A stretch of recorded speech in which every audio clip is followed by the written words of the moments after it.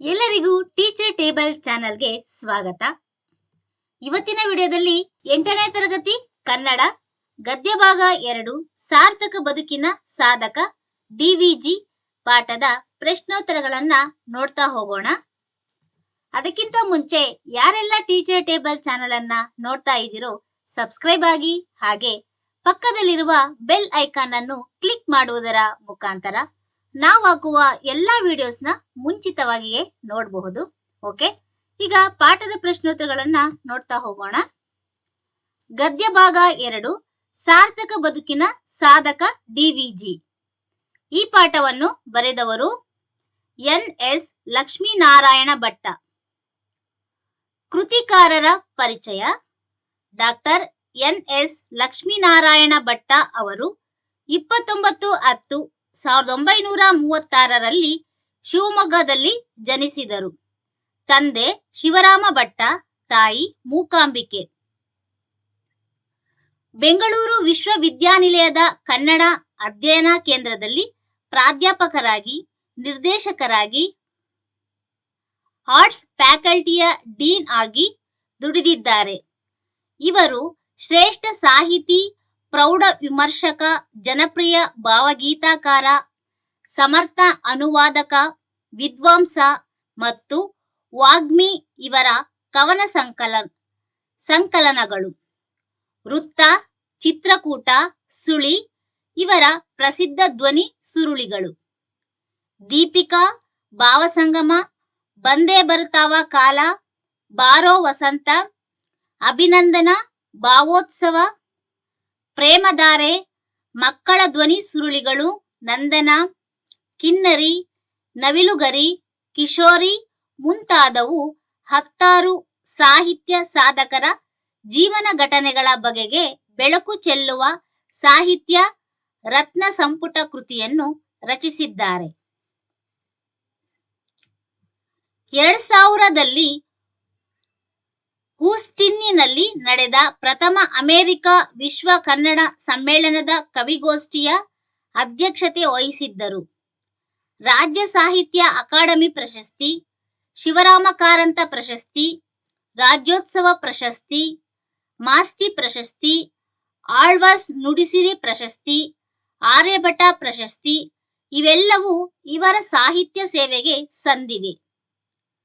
Doctor ಎನ್.ಎಸ್. Lakshminarayana Bhatta ಅವರ ಸಾಹಿತ್ಯ ರತ್ನ ಸಂಪುಟ ಕೃತಿಯಿಂದ ಪ್ರಸ್ತುತ ಗದ್ಯ ಭಾಗವನ್ನು ಆಯ್ದು ಸಂಪಾದಿಸಿ ನಿಗದಿಪಡಿಸಿದೆ.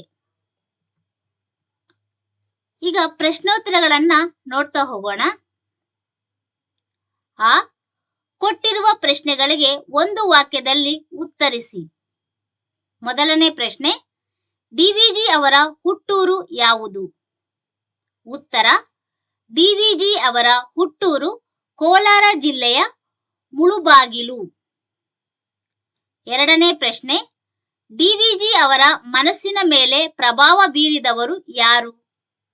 ಉತ್ತರ, ಡಿವಿಜಿ ಅವರ ಮನಸ್ಸಿನ ಮೇಲೆ ಬಹಳ ಪ್ರಭಾವ ಬೀರಿದ ವ್ಯಕ್ತಿಗಳು ಇಬ್ಬರು. ಒಬ್ಬರು ಅವರ ಅಜ್ಜಿ, ಎಂದರೆ ತಾಯಿಯ ತಾಯಿ ಸಾಕಮ್ಮ. ಇನ್ನೊಬ್ಬರು ಅವರ ಸೋದರ ಮಾವ ತಿಮ್ಮಪ್ಪ. ಮೂರನೇ ಪ್ರಶ್ನೆ, ಡಿವಿಜಿ ಅವರನ್ನು ವಿದ್ಯಾಭ್ಯಾಸಕ್ಕಾಗಿ ಬೆಂಗಳೂರಿಗೆ ಕಳುಹಿಸಿದವರು ಯಾರು? ಉತ್ತರ, ಡಿವಿಜಿ ಅವರನ್ನು ವಿದ್ಯಾಭ್ಯಾಸಕ್ಕಾಗಿ ಬೆಂಗಳೂರಿಗೆ ಕಳುಹಿಸಿದವರು ಬಂಡಿ ಹೊಡೆಯುವ ರಸೂಲ್ ಖಾನ್.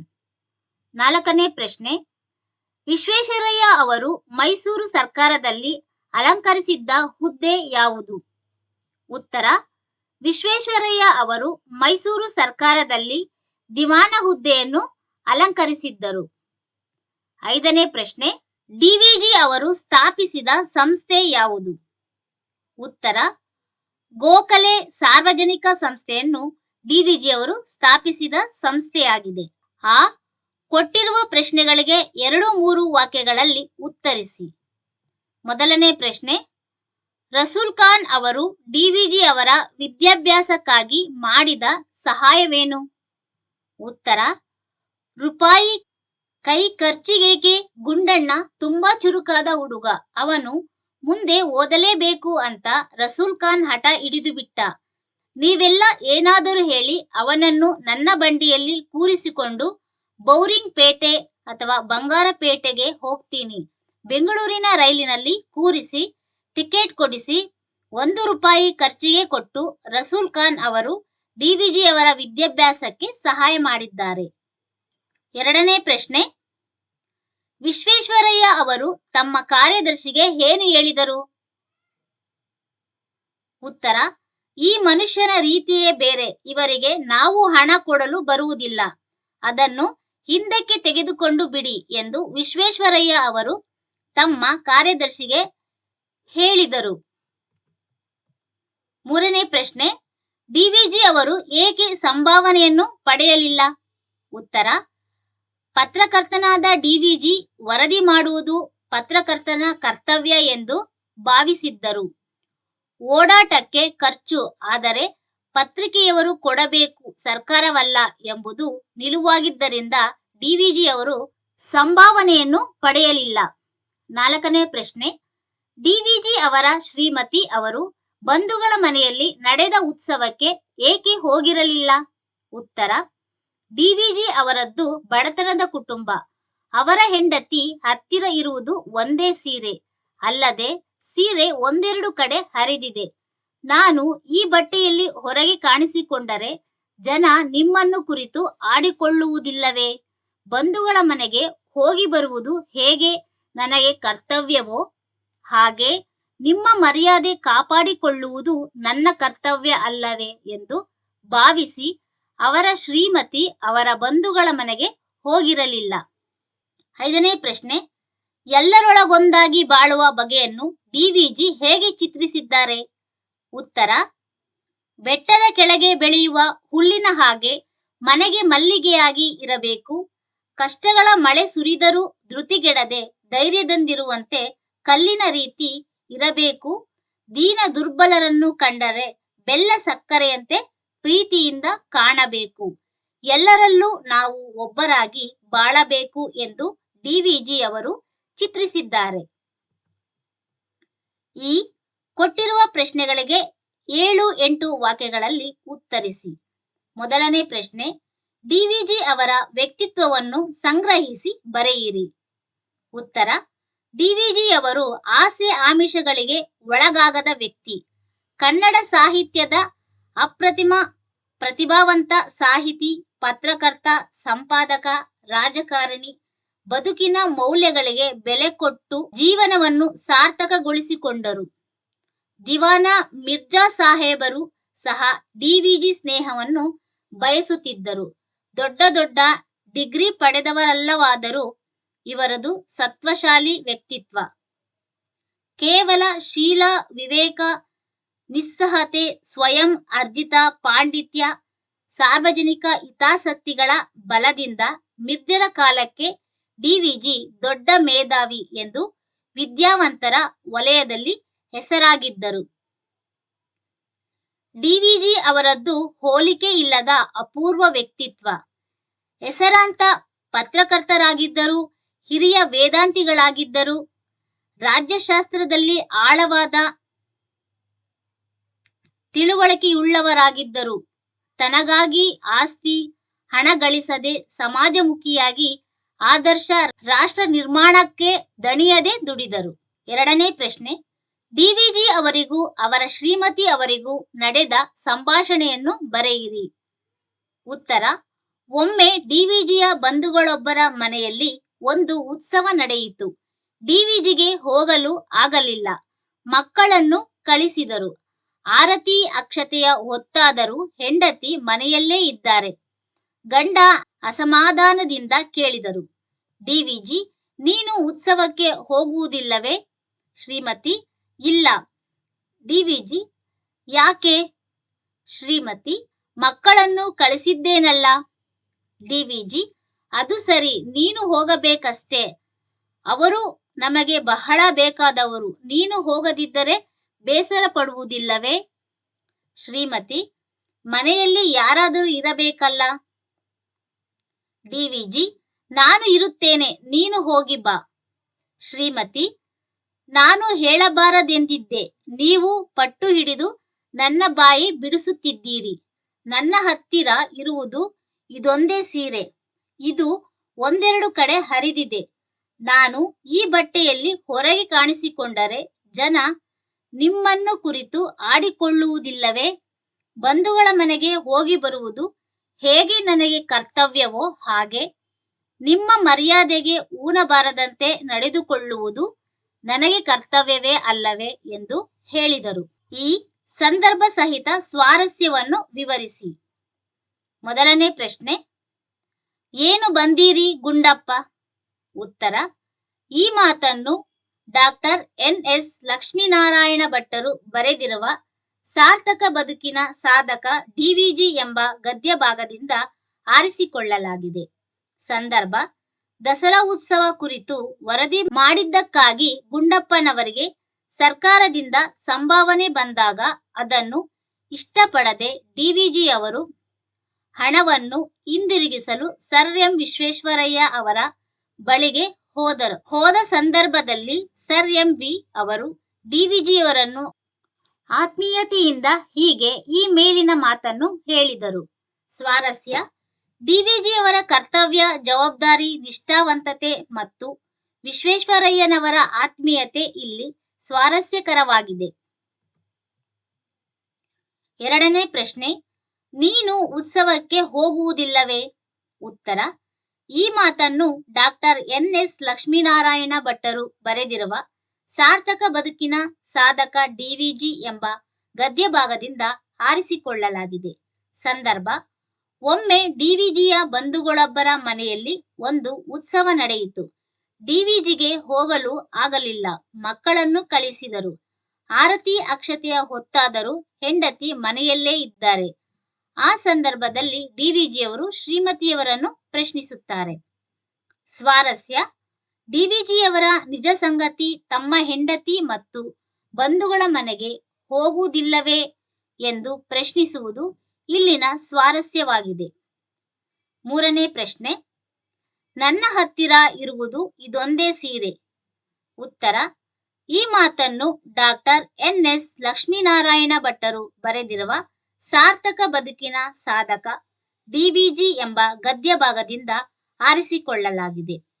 ಸಂದರ್ಭ, ಡಿ.ವಿ.ಜಿಯವರ ಪತ್ನಿಯವರು ತಾವು ಬಂಧುಗಳ ಮನೆಯ ಉತ್ಸವಕ್ಕೆ ಹೋಗದಿರುವುದಕ್ಕೆ ಕಾರಣವನ್ನು ಕೊಡುತ್ತಾ, ನಾನು ಮನೆಯಲ್ಲಿಯೇ ಇರುತ್ತೇನೆ, ನೀನು ಹೋಗಿ ಬಾ ಎಂಬ ಸಂದರ್ಭದಲ್ಲಿ ಈ ಮೇಲಿನ ಮಾತನ್ನು ಹೇಳುತ್ತಾರೆ.